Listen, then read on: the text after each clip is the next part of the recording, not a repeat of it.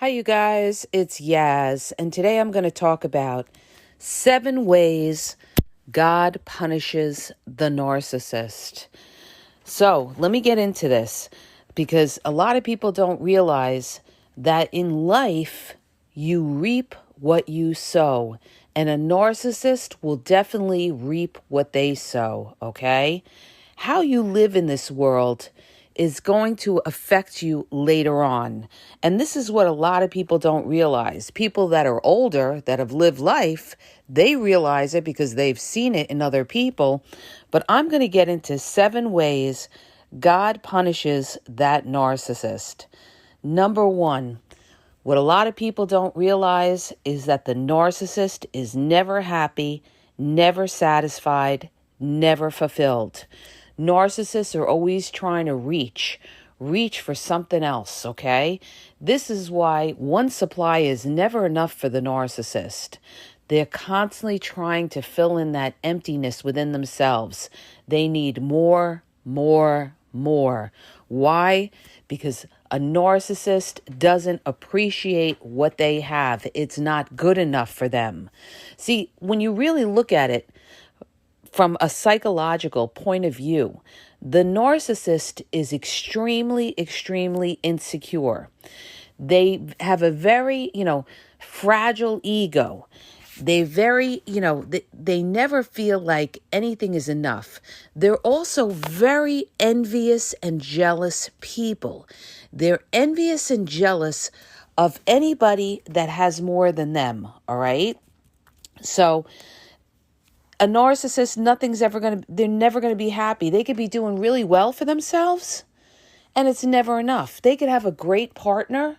They could have a great home, great kids, be very lucky for what they have in this life. But guess what? They don't appreciate what they have, and they mess it up. They mess it up because they get greedy. They go out. They think the grass is greener with someone else, and they lose everything that they have. They end up in divorce court. They end up paying out thousands of dollars to attorneys. They end up losing their kids, and they lose everything that they've had because they're never happy, never satisfied with who and what they have. Okay? So people come back at me and they say, oh, the narcissist, they look so happy with the new supply, this and that. You got to remember something. That's what they want you to think. All right? Narcissists will never let you know that they're hurting or that they're fighting or that they're not doing well with the other supply. They'll never let you know that. Okay? But understand, if they are a toxic person and they were toxic with you, they're most definitely going to do the same pattern of behavior with the new supply or the supply after that or the supply after that, okay? And it really depends on the other supply, how they handle the narcissist, all right? So, unless the new supply is a sap, but even if the new supply is a sap, eventually they're going to get tired, sick and tired of it. And eventually they're going to wake up and not want to deal with the narcissist as well. And there's always going to be trouble in paradise. So don't ever look at the surface of things and think that everything's great. This is what people do all the time. You see it on Instagram, you see it in Hollywood. You think that these people live in the greatest lives, right? But if you went behind their closed doors, you would be shocked at what goes on behind closed doors. I grew up in an upper crust neighborhood in the suburbs of New York, and people from the outside would look at the neighborhood where I came from, and say, oh, these people have great lives. These people have great lives. Meanwhile, behind closed doors, if I would tell you the stories that went on with some of these families, you would not believe it. You would not believe it. Who threw their wife down the stairs, who strangled their wife, whose kid committed suicide, just the miserable people, the unhappiness that was within them. Meanwhile, they lived in big houses, they had good jobs, they worked on Wall Street, a lot of them were very successful, but yet they were miserable. These people were miserable, okay? Trust me when I tell you, all right? Like, when I talk to my friends, and we talked about, our childhood and where we grew up and everything, we're like, oh, these people, they're still miserable, right? The way they were back then, all right? They're the kind that would see you at the train station and never even say hello to you because they're so insecure, or they're putting on that air like they pretend they don't see you, right? They're like the covert narcissist. They try to dismiss you or feel elitist or pretend they don't see you, all right? So the number one way God punishes that narcissist is that they're never going to be happy, never satisfied, never fulfilled, and they just can't get the joy out of life.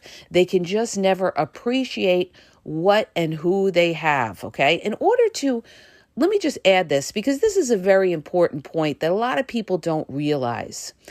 In order to be happy, all right, you have to be able to appreciate what you have.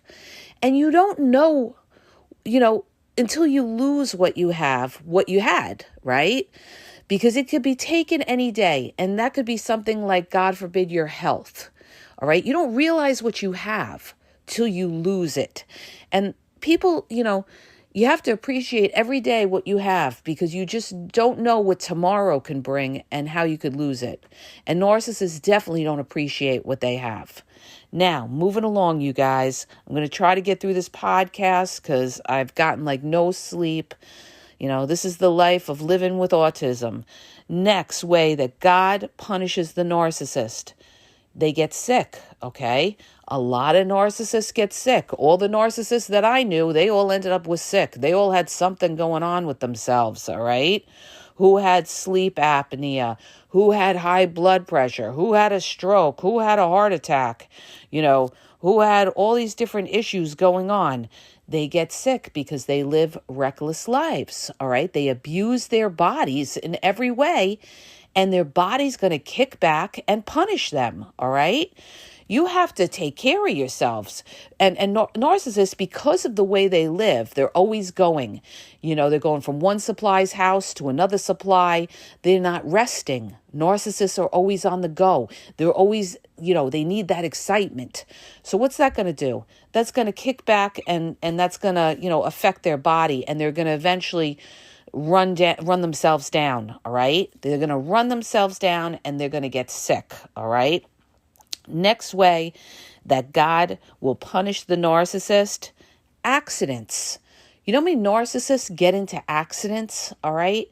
Accidents because, again, they're reckless. Narcissists drive crazy, all right? Let me tell you something. People ask me all the time, can you talk about narcissists, with road rage and everything? Narcissists feel entitled on the road, all right? They're the ones that are cutting people off, not respecting the rules on the road. They're the ones that are driving really fast and putting their lives at risk and everybody else's lives at risk, because they're reckless people that don't care, that feel entitled, that feel they don't have to follow the rules, all right? So they get into accidents. A lot of them get into some kind of accident. It doesn't even have to be a car accident. It could be any kind of accident. They could trip and fall because they're rushing, because they're filled with anxiety. Like when I dealt with the malignant narcissist, he fell, on a piece of ice and end up with a rod in his leg because he was rushing and everything like that, all right? So they reap what they sow because they're reckless, they're filled with anxiety, and they get into accidents, okay? Next way that God punishes that narcissist, they burn bridges, you guys. They burn bridges. Now, I want to clarify this, all right, because I had somebody say, oh, you said they don't want to burn bridges, but now they burn bridges. Well, you're not listening. I'm going to try to explain that to you. They don't want to burn bridges, you guys. This is what it is. They don't want to burn bridges. That's why they don't end things. That's why they don't give you closure. They want to keep you around for whenever they could use you, all right? They want you at their disposal. They'll put you on a shelf and then come back and try to contact you, want to see you, and everything like that. But the thing is, they don't want to burn bridges, but they do burn bridges because people get fed up with them and then don't want to be bothered with them anymore, okay? Or people become more educated with narcissism and they say, not today, Satan. I've had enough of this nonsense. I see what you are. You're a toxic narcissist that's manipulating me, playing mind games with me, giving me the silent treatment, ghosting on me, playing all these kind of games, and I don't want to be bothered with you. So a lot of people will not want to be bothered with the narcissist.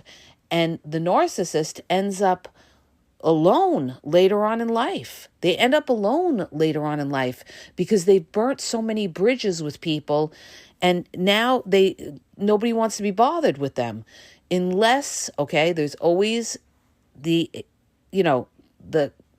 exception to the rule is when they have money.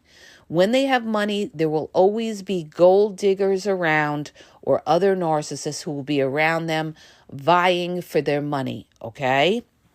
But most narcissists end up alone because they've burnt so many bridges and people just don't want to be bothered with them.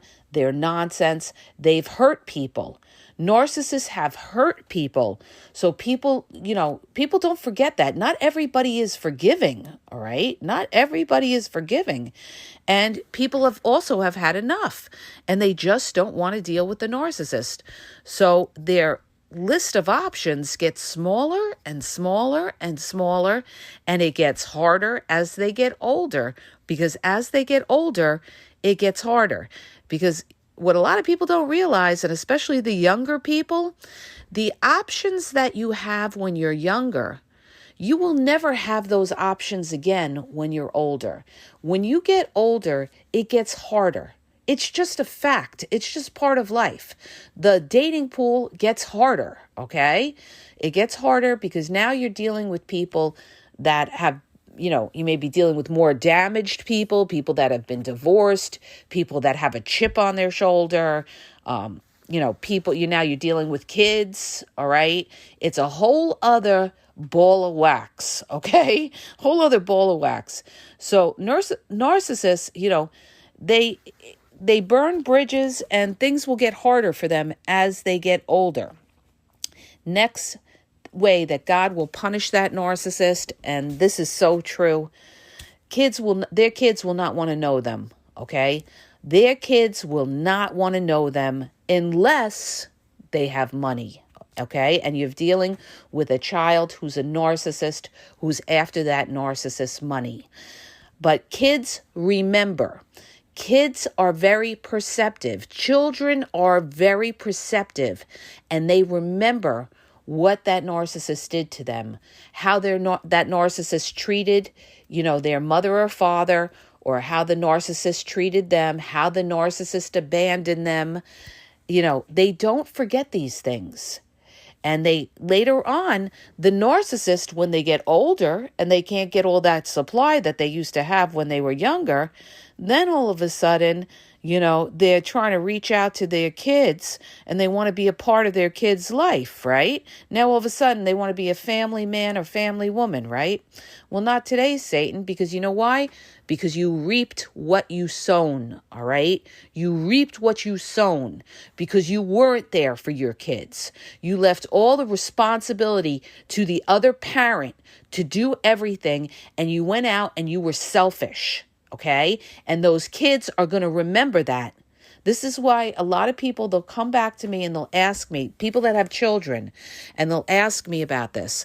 And they'll say, well, how can my children, how can I keep them safe, with their narcissistic father or narcissistic mother? How can I explain this to them?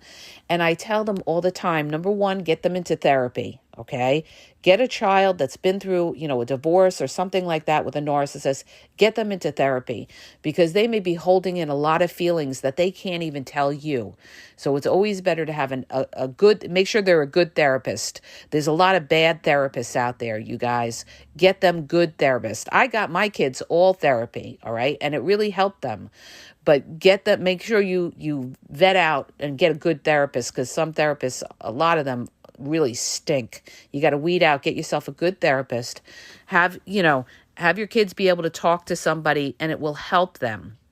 But even besides that, kids as children get older, they will understand. They will start to see who's the toxic parent. Okay, they will understand. When they're young, they're not going to get it, but when they get older, they're going to get it. And also, you want to educate them on narcissism so that they're aware of these things and they will understand. They will, they will be able to spot narcissistic, toxic behavior, not only with what they went through as a child with their parents, but also in their own lives. I think this is vital. I think when you have children, if they don't have this in school, it's up to you to teach your kids to be aware of these narcissistic traits to watch out for, especially if they want to get into a serious relationship or looking to marry somebody. You want to save your kids, right? I'm constantly trying to educate my kids on narcissism. You guys would be surprised how much my daughter knows. She shocks me because she spots out things that I don't even see. She's just generally very, very bright, okay? But, that compounded by having an education on narcissism, she's very, very savvy. And if you do that with your children, they're going to be very, very savvy, and you may save their lives from getting involved with a toxic person. All right. So kids, as they get older, they're going to see the narcissist for who they are. They're going to understand. And most of them are not going to want to be bothered with the narcissist, except for, like I said before, unless they're after the narcissist's money. And your child could be a narcissist who's after that money, and they're kissing up to their narcissistic parent for money, favors, and gifts. And that happens all the time, all right? They kiss the ring to the narcissistic parent that has the money, and it's because they want the money, all right? But they know what they are. A lot of times they're just using their narcissistic parent back for money.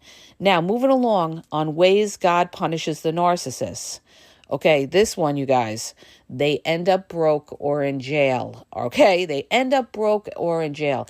Oh, this is another thing that I want to bring up about narcissists. They're very reckless when it comes to money. Not all of them, all right? You do have the narcissists that are good with money, but a lot of them are reckless, all right? So they could end up broke or they can end up in jail because they don't follow laws. They break the law. A lot of them have criminal minds, all right? So they're always trying to get over, trying to rob somebody, do dirty things, So a lot of them, eventually it's going to catch up with them, and they could end up broke. They could end up in jail, all right? Next way that God could punish a narcissist is narcissists are also very much into addictions, drinking, drugging, sex, plenty of sex addiction. And if they overdo it, they could OD, all right? Now, this is for any trolls that come back at me. Not everybody that ODs is a narcissist, okay? I can't even believe I have to explain this, but I do, because I get these people that come back.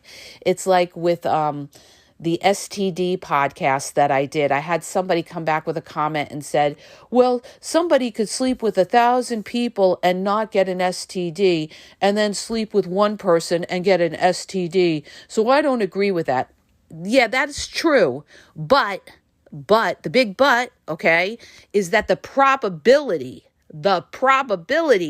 of them, ending up with STD after going with that many people is much greater.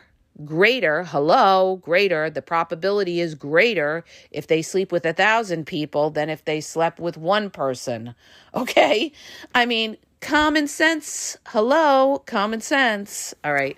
So that's why I'm, being specific with it when it comes to ODing, all right? Because a lot of narcissists, they let their addictions take them over because they're always trying to numb themselves out because they don't want to feel pain. They don't want to feel depression. And some of them end up ODing and dying, all right? But again, remember, not everybody that ODs is a narcissist, all right? So understand the context in which I'm explaining this. Now, there was one other way that God punishes the narcissist, and I just forgot it, okay? I had it at the top of my head, but when I was explaining all this, but I will remember it, and if I don't, I'll let you know in the next podcast of all the ways that God punishes the narcissist. But the biggest thing that I want to point out, you guys, is this, all right?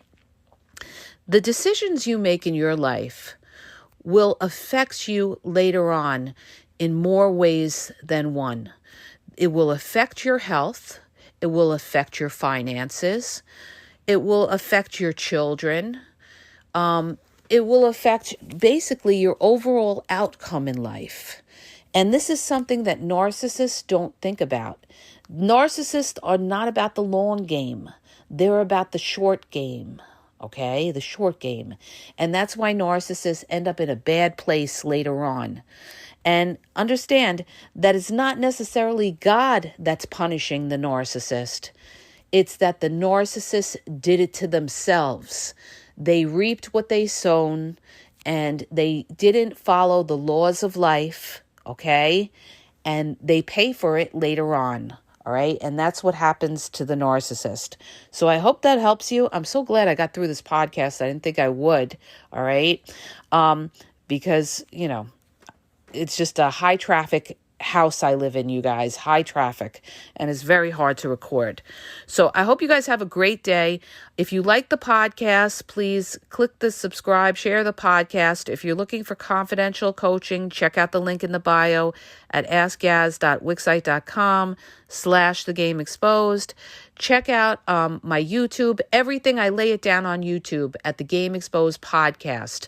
I have a lot of people that ask me questions like on Facebook about, the flying monkeys. Can you do something on the flying monkeys? Well, I have 5 videos, more than that, 5 long videos on flying monkeys on my YouTube, you guys, okay? It's all on my channel. I have almost 7,000 videos on there. So go to my channel, the Game Exposed podcast, go to the search button to the, I think it's to the right, and just put in whatever you're looking for, whatever specific topic you're looking for on narcissism, whether it's discard, whether it's flying monkeys, whether it's narcissistic mother-in-laws. I've even done a podcast on that, all right? Whether it's narcissistic mothers, whether it's, reverse discard, whether it's triangulation, how they manipulate, all the different silent treatment. It's all on my channel. So go to the Game Exposed podcast on YouTube. TikTok is the Game Exposed. Facebook is the Game EXP123. And Instagram is the Game EXP123. And have a great day, you guys.